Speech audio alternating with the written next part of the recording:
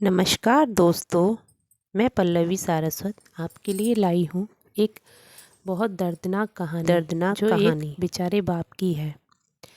कोई घटना, कोई किस्सा या कोई कहानी कितनी दर्दनाक हो सकती है, इसे नापने का कोई मापदंड तो नहीं है। लेकिन आज के इस पोस्ट में जो कहानी मैं कहने वाली हूँ, मुझे यकीन है कि इससे ज़्यादा दर्दनाक और दुख भरी कहानी आपने न कभी पढ़ी होगी, न सुनी होगी, न देखी होगी। मैं खुद यह दावा नहीं करती, लेकिन जिन से मैंने इस कहानी को जाना है, वो लोग यह घटना दावे के साथ कहते हैं कि यह कहानी एकदम सच्ची है। चलो सीधे ही कहानी बताती हूँ। 2014 का वर्ष था। इराक में दहशतगर्दों ने हाहाकार मचा रखा था।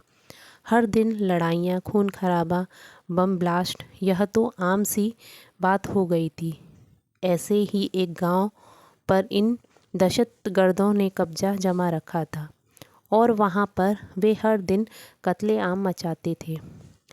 इसी गांव में आयुष अपने परिवार के साथ रहता था और यह कहानी इसी व्यक्ति के बारे में है।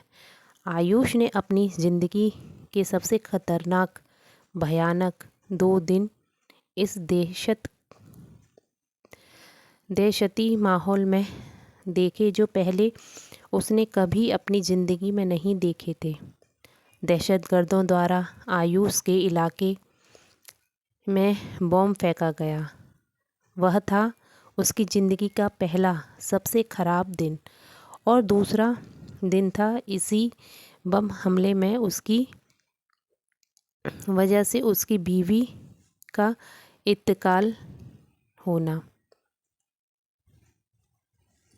दहशतगर्दों ने गांव पर कब्जा जमा रखा था, इसलिए न चाहते हुए भी अपने 2 जुड़वा बच्चों के साथ 2 सालों तक आयुष को इसी गांव में रहना पड़ा।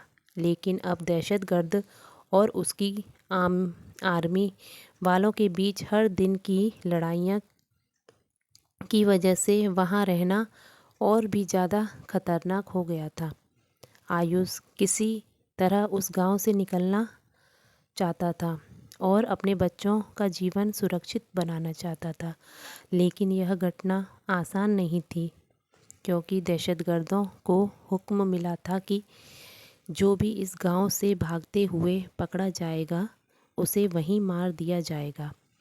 आयुष जानता था कि भागते हुए शायद वह पकड़ा जा सकता है और मारा जा सकता है, लेकिन वह इस बात से भी काफिर था कि अगर वह यहीं रहा तो ज़रूर मारा जाएगा। उसे अपनी जान की कोई फिक्र नहीं थी।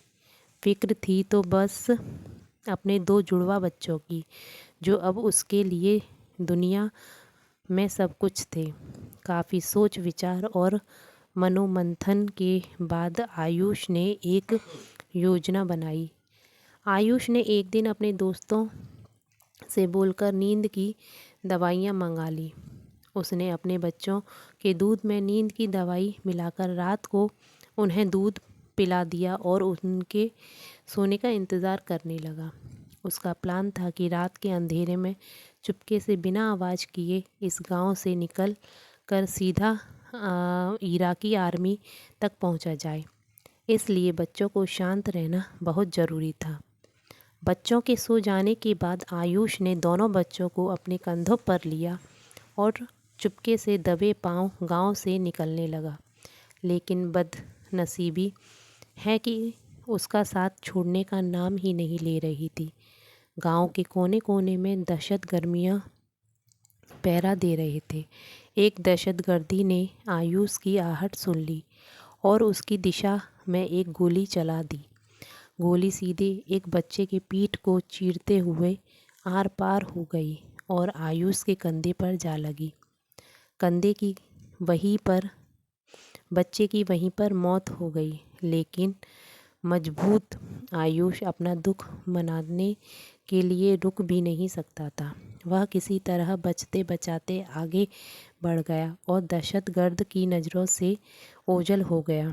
उसके धर्म के नियमों के अनुसार किसी भी व्यक्ति की मृत्यु हो जाती है तो उसे एक निश्चित समय के अंदर ही ज़मीन में दफनाया ज़रूरी होता है।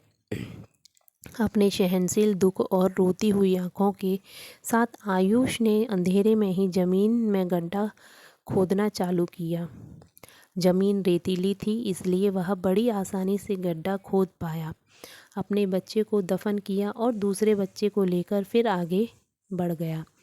थकान से बेहाल और दुख से बेजान आयुष आखिरकार इराकी आर्मी तक पहुंच गया। जो घटना उसके साथ हुई थी उसने उसकी आज़ाद होने की खुशी ख़त्म कर दी थी। आर्मी वालों ने जब उसे अपनी तरफ आते देखा तो उसने दौड़ते उसके कंधे से उसके दूसरे बच्चे को लिया। आयुष वहीं पर बैठ गया। आर्मी वालों ने उसे पीने के लिए पानी दिया।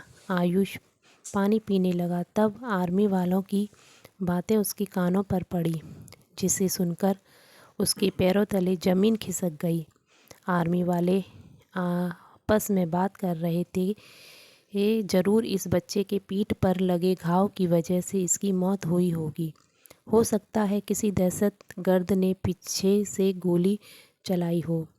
उसकी बातें सुनकर आयुष की रियलाइज़ हुआ कि उसने इतनी बड़ी गलती कर दी थी। उसने रात के अंधेरे में और अपने पहले बच्चे की मौत के गम में अपना सुध बुध खो कर अपने सोते हुए बच्चे को ही मरा समझकर उसे दफन कर दिया था। दोस्तों, इस कहानी सुनकर आपके मन में निराशा के भाव आ गए होंगे। ऐसा होना बड़ा ही सहज और स्वाभाविक है, लेकिन इतनी दर्द भरी इस कहानी से भी हम एक सीख ले सकते हैं। चाहे जो हो जाए, किसी भी कठिन से कठिन परिस्थितियों में भी हमें आपको अपने मन के निश्चल रखना बहुत ज़रूरी होता है।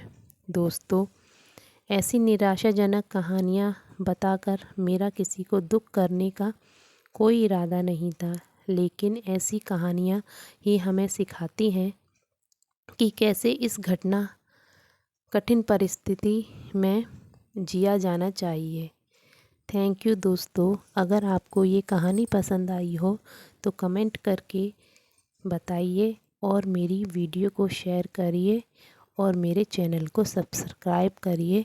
Thank you so much.